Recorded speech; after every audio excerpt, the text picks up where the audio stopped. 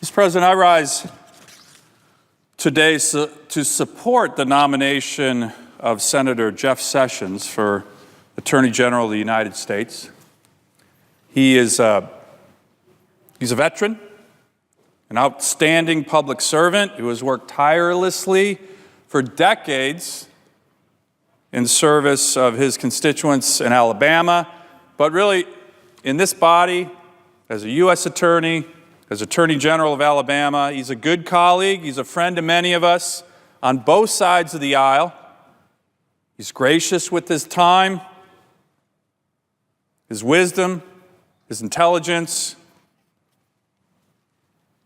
And you know, Mr. President, in all nomination processes, there's some twisting of facts that goes on, some even, unfortunately, character attacks. But the twisting of his record and the attacks on Senator Sessions, in my view, have been particularly egregious. So that's why I was very saddened by what happened on the floor of the United States Senate last night. One of our colleagues violated Rule 19. So here's what Rule 19 says. No senator in debate shall, directly or indirectly, by any form of words, impute to another senator or to other senators any conduct or motive unworthy or unbecoming of a U.S. senator. That's the rule. It's been in place for decades. And I don't think you need to be a Harvard law professor to realize that rule was violated last night.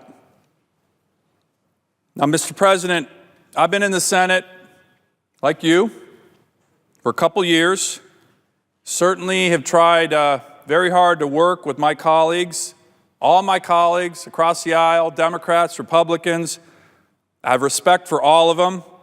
And I have no problem whatsoever with senators coming down, and you've seen this really in the last week or so, senators coming down to the floor of the Senate to debate their views on nominees for cabinet positions, up or down votes, the merits, the qualification of these nominees.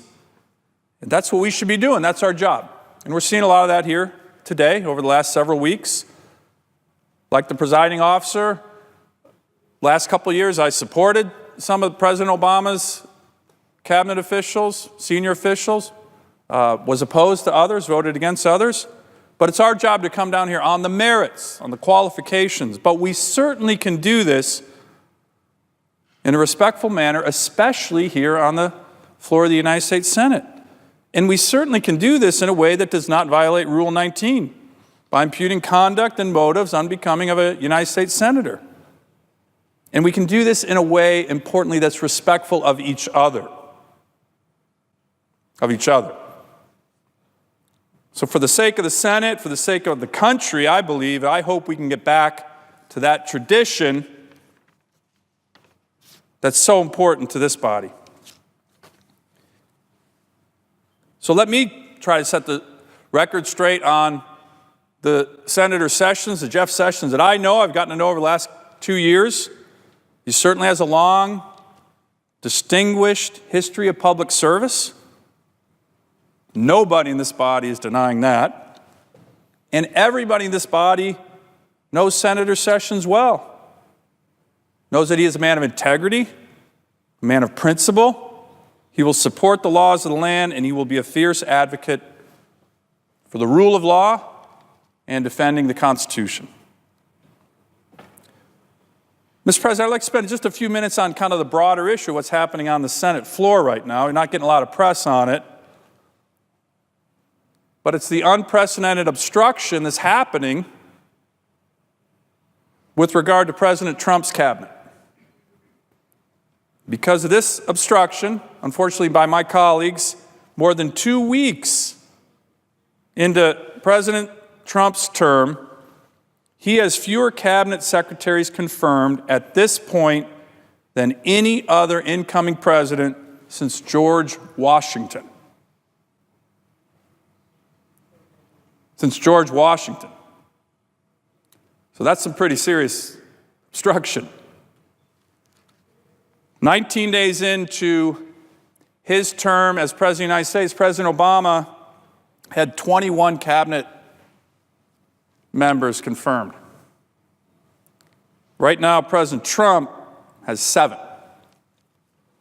So President Obama had 3 times the numbers that we now have today. Now, I believe most Americans, certainly the Americans I represent, fair-minded Alaskans who are desperate to get our country and economy working again, don't like this kind of obstruction. They see a new president who should be allowed to move forward with his cabinet in place so the federal government can get to work on behalf of the American people. I think Americans are also seeing the reputation of good people who want to serve their country tarnished for political purposes. Mr. President, I hope that the members on the other side of the aisle understand that the American people are wise. They see through all this theater. We need to get to work. We need to let the Trump administration get to work. This body has a responsibility to treat the confirmation process with the same courtesy and seriousness and focus that the Senate gave to President Obama when he came into office. And that's not happening right now. That is not happening right now. And we need to move forward on that. Mr. President, I ask unanimous consent that the following remarks that I'm going to make appear separately in the congressional record. Without objection.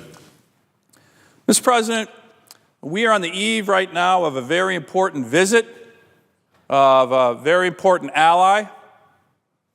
Prime Minister Abe of Japan will be visiting the United States here in the next day. He's going to be visiting with some members of the Senate, visiting with President Trump and his team. And I just wanted to make a few points on how important this visit is, not only for the U.S.-Japan relationship, but the importance of our allies. You know, we are an ally-rich nation. You look around the world, you look at the broad number of allies the United States has, and then you look at our adversaries or potential adversaries who are ally poor. And Mr. President, this is one of the most important strategic advantages that the United States has right now in the world, to keep Americans safe and our allies safe. That we are an ally-rich nation and our adversaries and potential adversaries are ally poor. And for over 70 years, since the end of World War II, both the executive branch and this body and the House of Representatives have worked hard on this to build a system of allies all around the world to keep our country safe and our allies safe. I was glad to see that President Trump, in his inaugural address, talked about reinforcing old alliances and forming new ones. That's exactly what we need to do as the United States of America. And in terms of our allies and the importance of different regions, there's no more important ally than Japan. There's no more important foreign policy and national security challenges that exist in the world than what's happening in the Asia Pacific. With the rise of China and the security and economic challenges, but also opportunities in that part of the world. So, Mr. President, I want to urge all of my colleagues to warmly welcome the Prime Minister of Japan and his team, and to help focus on making sure that as we move forward with the new administration, we are working together with them, we are encouraging them, we as the Senate are very focused on this issue of deepening our existing allies and alliances and broadening the opportunities to create more. The Senate plays a very, very important role in this regard, and there's nothing more important in terms of being able to keep American citizens safe than making sure we focus on our allies, and in particular, give a warm welcome to the Prime Minister of Japan this week. Mr. President, I yield the floor.